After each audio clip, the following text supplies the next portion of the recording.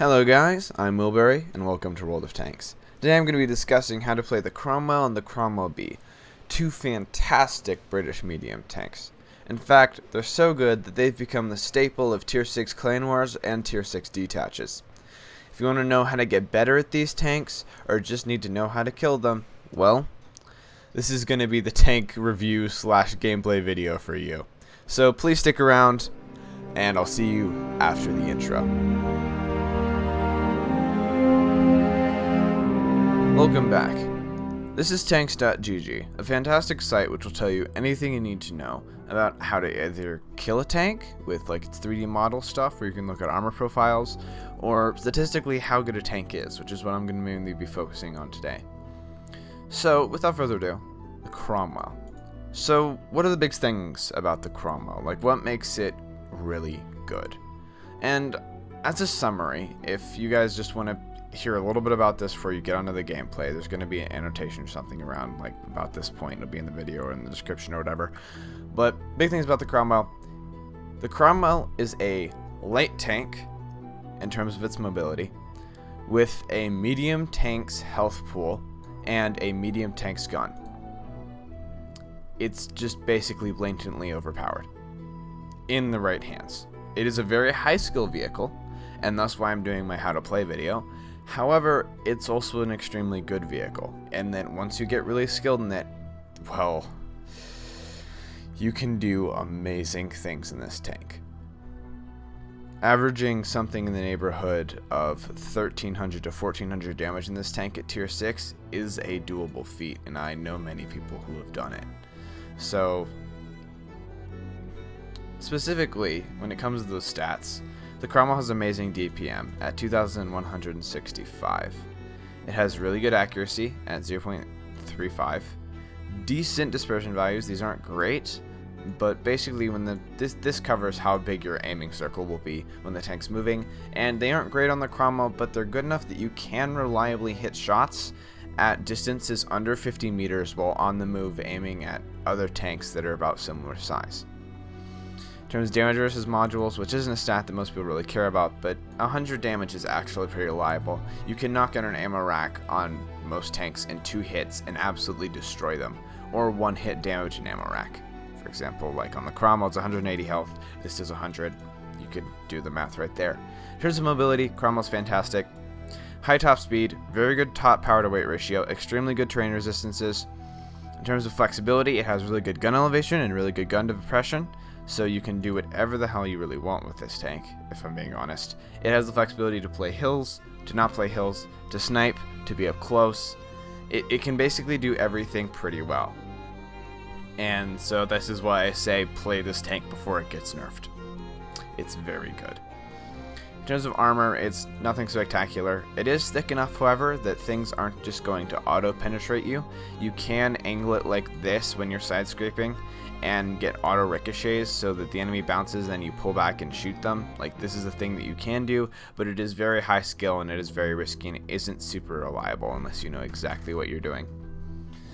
In terms of everything else, there isn't really much armor. The tracks don't really count for much. The health of the tank it's pretty good. 750 is most definitely comparable to other meds. You'll see this in just a moment. In terms of everything else, these have pretty good module health values, so you don't often lose modules. I'd say I lose crew members more than I lose modules in this tank. View range isn't fantastic, but it is not bad. 360 is most definitely workable and comes up a lot higher with the correct modules. So now I'm going to switch to a fully upgraded Cromwell, which is running a premium consumable, like the correct, let's say I'll put coated optics on instead, the correct modules or modifications, and a fully spec'd out crew. And if we want to look back comparatively, the damage per minute comes up 500 to 2.6 thousand damage per minute. Reload time goes down to 3 seconds. The dispersion comes down to 0.32. The firing and move accuracy gets quite a bit better. Power to weight ratio goes down a little bit, but your terrain resistances go down quite a lot. Your turret traverse, much better. Your ammo rack health goes up. Your view range goes up. The tank gets really good when it's spec'd out with pudding and a good crew. And so you may ask, what's the Crom B's difference? Like, they're not identical tanks, so where does it matter? So in its basic sense, that's why I have this page. So the Cromwell and the Crom B, there's not much difference between them. If you look, the stats are all the same until you get down here. The Crom B is faster. The Crom B is just flat out a faster tank, and that makes it better than the Cromwell. Not by much, but you do notice it. This thing will go 60 on medium terrain much faster than this thing will. And this thing will keep at its top speed when this thing only goes like 62 or 63. Which really doesn't seem like a lot of difference, but that means that's the difference between getting to a cap with like 3 seconds left to reset and like 8 seconds left to reset. And that's why the Cromwell B is so damn good. It just has the true mobility of a light tank, instead of like the light tank medium tank mix that I think the Cromwell has. So in terms of everything else, you can just look at this page. I'm not really going to go through and narrate any of it just because there's a lot of numbers here that you probably don't care about. But if you look in general, red is worse, green is better. The Cromwell has equal or better DPM and has equal or better penetration compared to all the other good tier 6 mediums. Like, that is where this gun counts, is in DPM and being able to kill shit.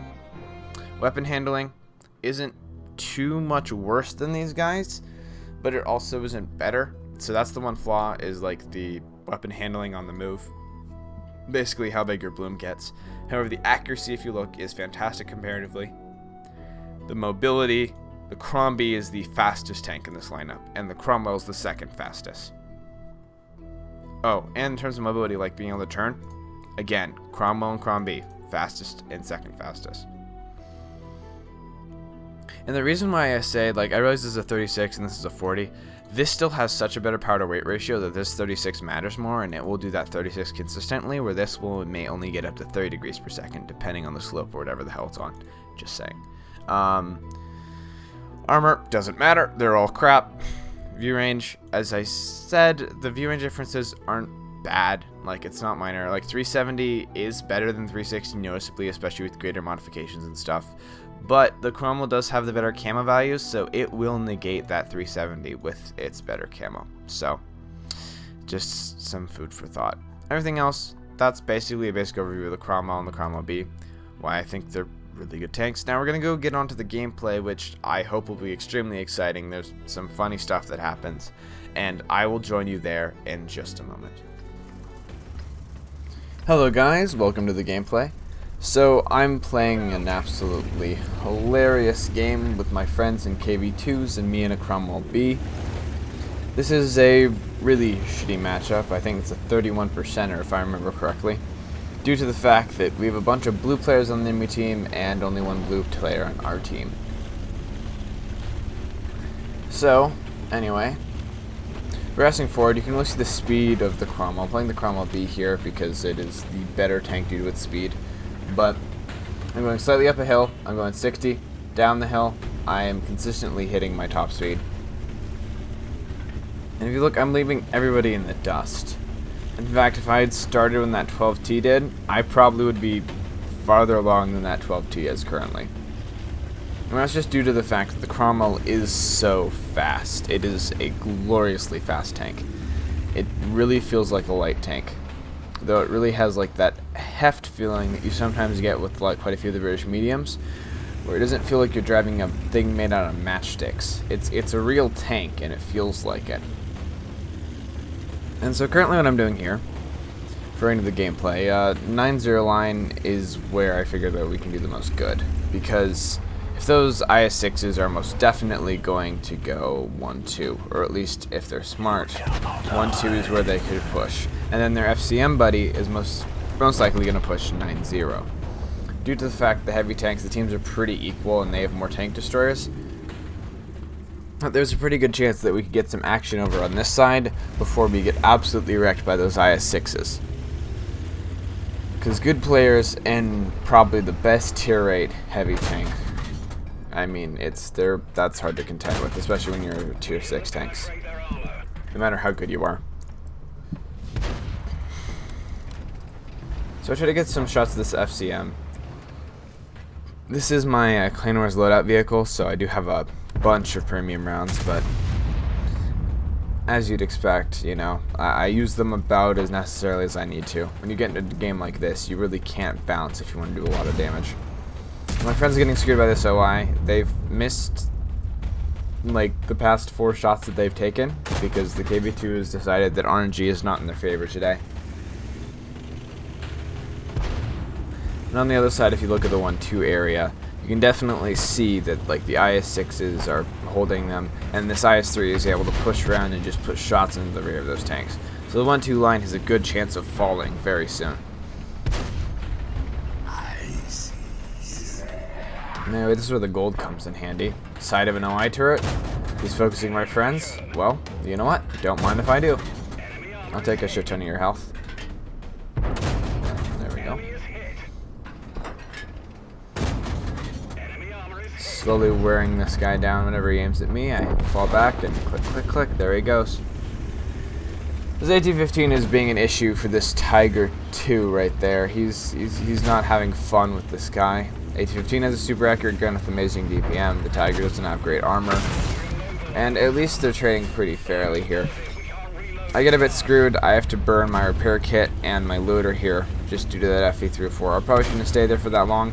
Though at the same time, the FE304 is so bullshitty. There's just not much I can do. I load the ABCR because even though I penned with AP, it's about a 50% chance that I pen that cupola, and he needs to die so that I don't have to worry about that Tiger anymore. I got unlucky there. I bounced off the cupola. I didn't think he was aiming at me. I assumed he was aiming at someone else. Bit of a misplay, but long term ends up being no harm, no foul. I just have to play a bit more carefully. But now I am most definitely gunning with that T25 AT. He is my sole purpose in life. I just want to kill him. Surprisingly, the 1-2 line has lasted for a lot longer than it should have. And the teams are a lot more even than they should be, mainly due to our combined effort in the 9-0 line. We've basically broken this area, and the enemy have broken the other area. Generally how this works. This is actually the opposite. So 80% of the games, as it turns out, according to VBiotic stats, the right-hand side is won by the southern team, the left-hand side is won by the north team. And, well, it's generally how it works, but because this game has very few mediums, and I happen to be the only medium on my team, just the carrying potential here is huge. And the C25 AT, I screw him over royally. He's a blue player. I like screwing with blue players. He doesn't quite know what to do. I make like I'm running away, and as soon as he's unspotted, I know I'm no longer spotted because I was the only person spotting him. So I immediately go back to my original position. He probably assumes that I'm coming around the backside, which of course he does. Look where he's pointing. And I of course am not, because unfortunately I've pulled the not an idiot card, and it appears to be working here. My friend in the KV2 gets wrecked by a JP 2015 winner and the SU100Y. He loves that tank. JP, that is. I always see him in it, and it's SU100Y. But I'm going to engage him next if I do see him. My other KV2 friend is going to see what he can see on the southern side. At this point, the one IS-6 has been spotted north, but all the rest of the tanks haven't. And so this makes me think that that's the only thing going north, is that all of them is defaulted back to come defend. And yep, I was right. Here they are. So I try to put a shot into this FCM here. Goes in. Magical power of the Cromwell. FE304 misses. I know I have about 8 seconds now. His SU100Y still thinks I was there. I know he's not a good player. I've killed him into this JP many times in the SU100Y. Me and him always just seem to run into each other. And so I decide that he's going to be my next goal in life. It's just going to be to murderize him. I should be careful about sitting around here do that FE, but it's sort of a risk I need to take. The FCM hits me. I realize that he's probably going to head straight toward me and try to rush me, because honestly that's what I would do. That's his best chance of getting me.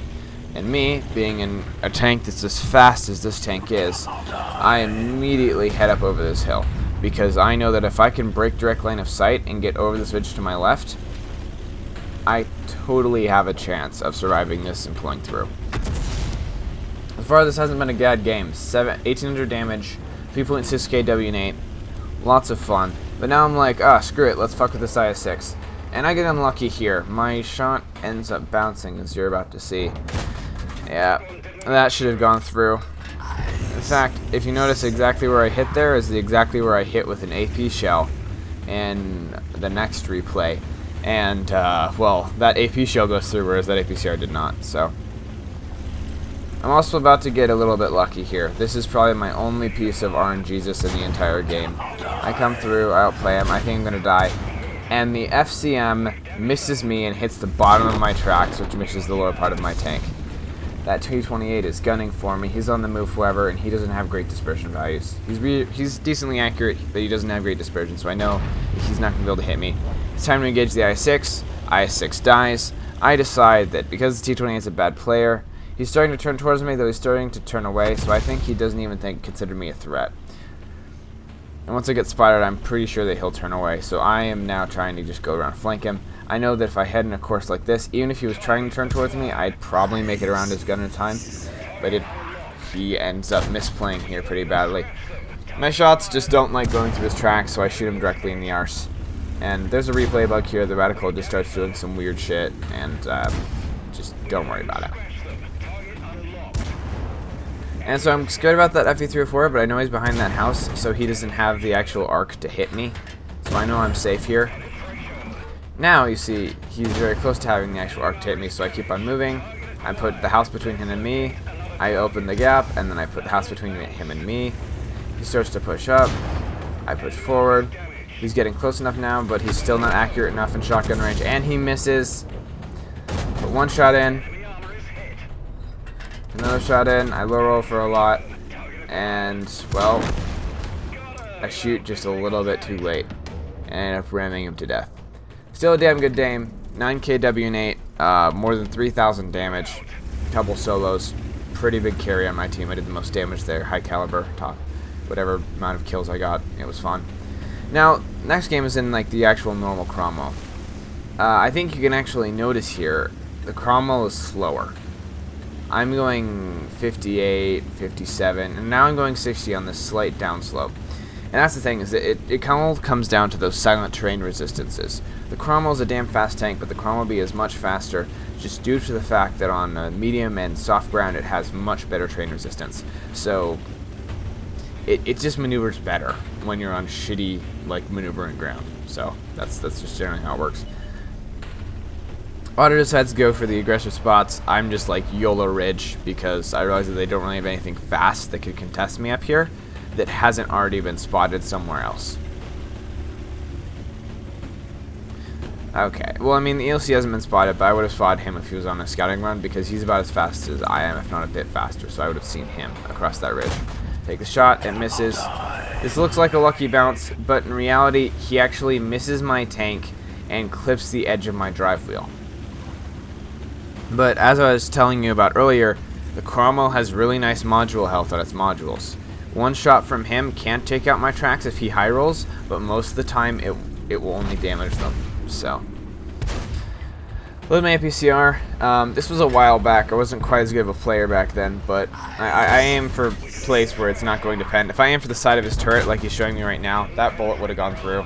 But I didn't. I aimed for his frontal plate, as I assumed I had about 50-50 of penning, which I did, but the gods did not roll with me today. RNGesus said no. So, I know.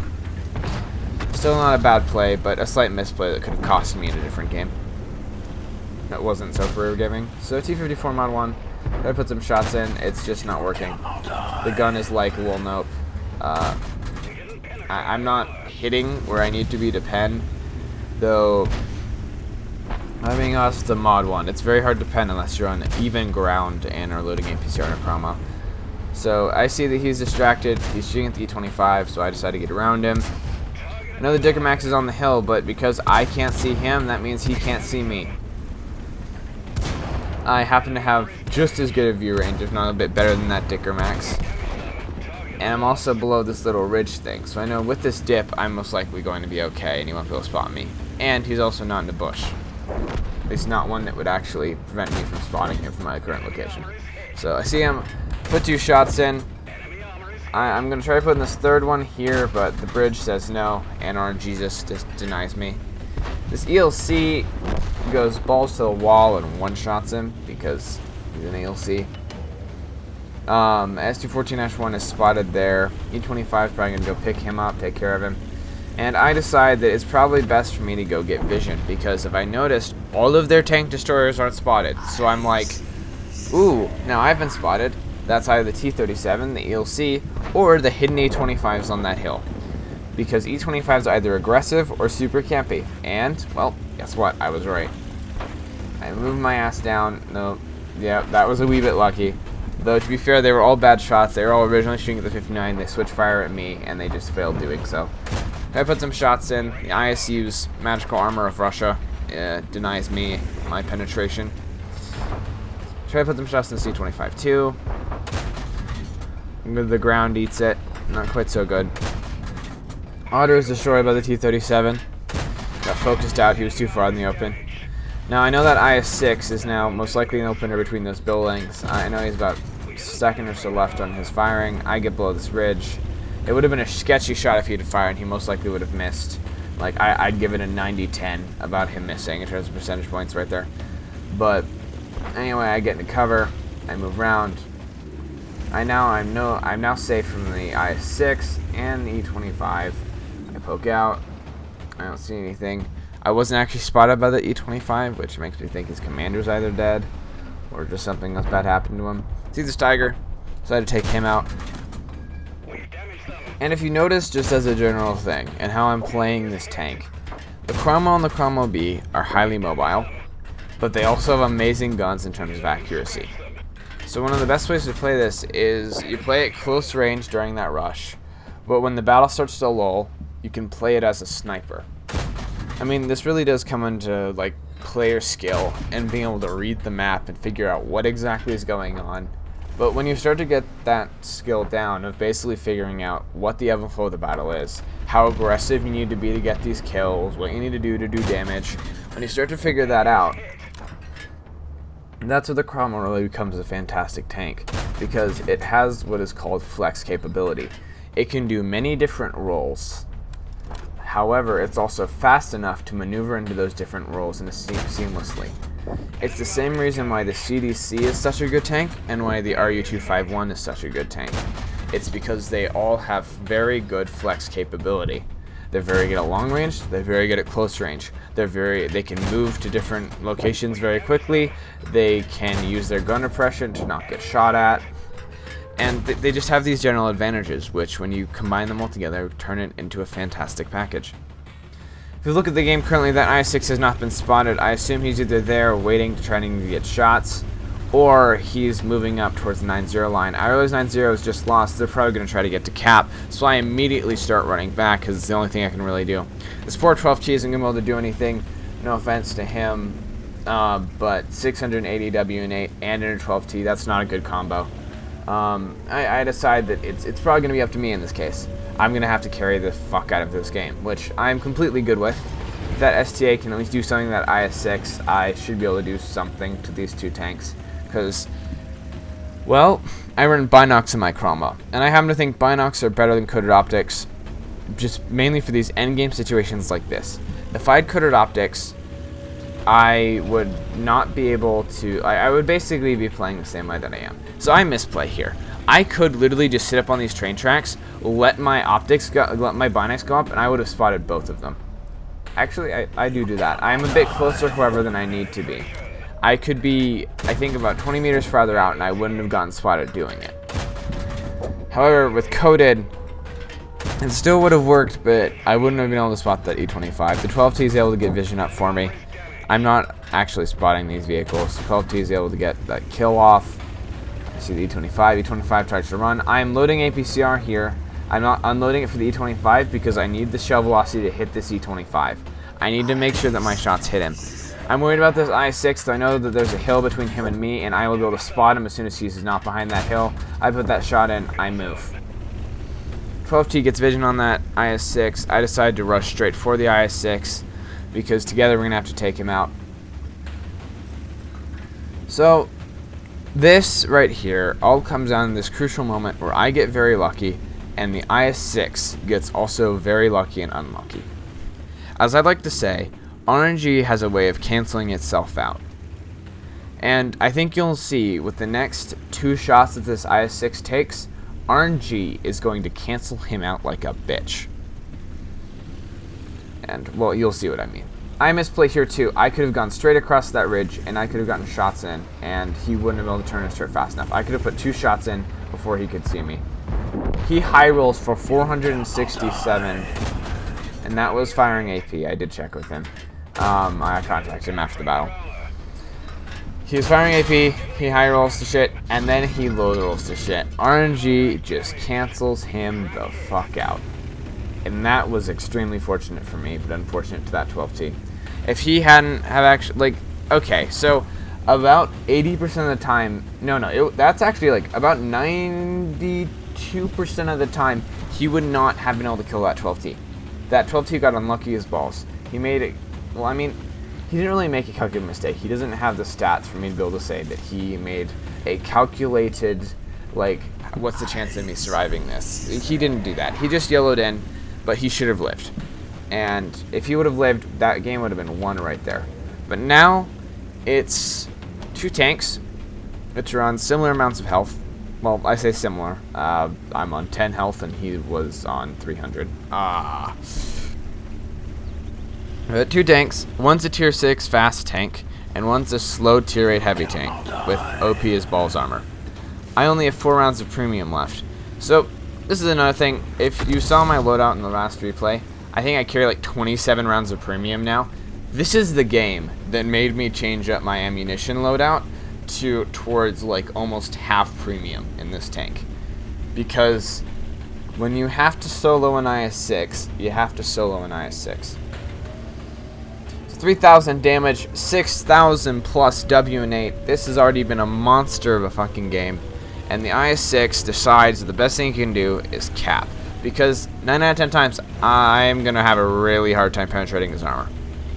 These shells are only going to go through his tank about 50% of the time, if I hit them flat on and we're on level ground.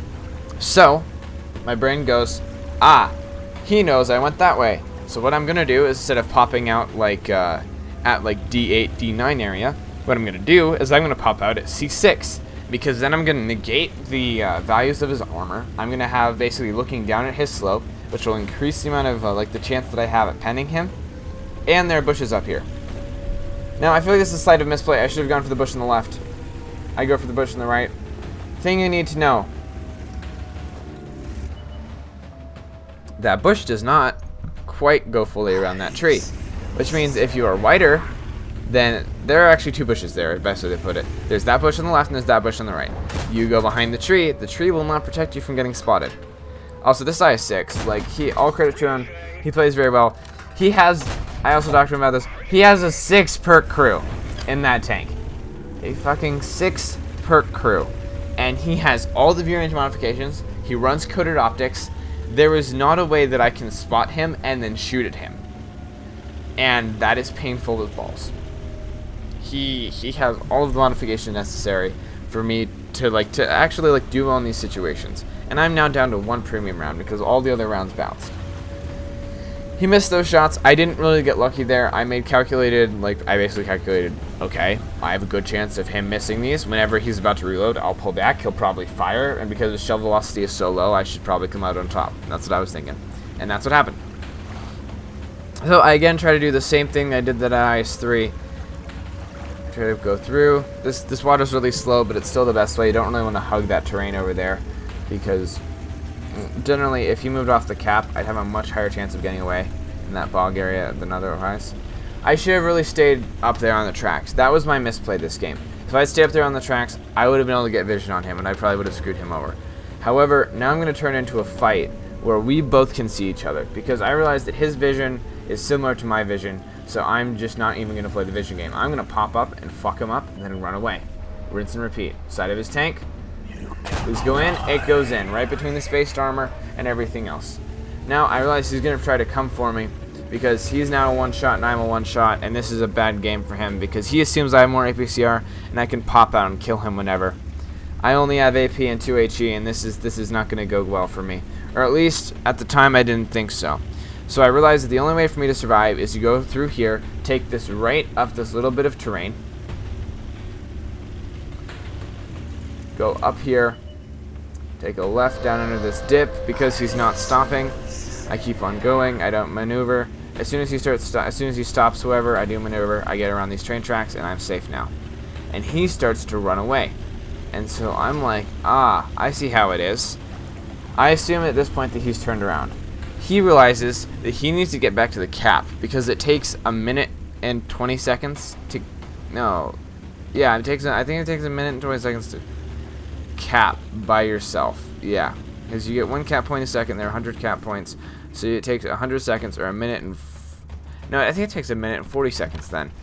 And he hasn't quite realized this. He's not going to make it back to the cap in time to cap out. And so I think he's going to try to promote a draw in this case. However, I'm in a faster tank. I'm going to edge up to these bushes. I use my Bonox the way it should be. I look for vision on him. I look for vision. His turret's pointed the wrong way. I wait. He points turret the entire wrong way. It goes in, overmatches the top of his armor, and I kill him with 58 seconds left on the clock. Whew.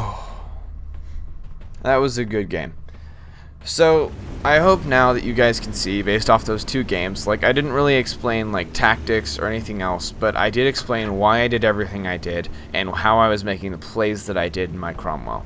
And I hope that will help people get better in a Cromwell, because honestly, I can't tell people that, like, you should do this on this map, in this situation you can't do this. It's all about taking your own judgment and applying it to the situation.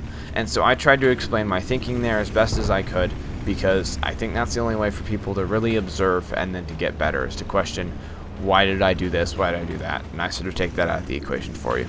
So thank you. It's been a pleasure. I hope you guys enjoyed the video. I'm going to produce more things. There'll probably be another video up tomorrow. So, anyway, I've been Mullberry. You've been great. Like if you liked it, dislike if you didn't like it, subscribe if you want to see more, blah, blah, blah, blah. And have a great day. I'll see you out in the battlefield.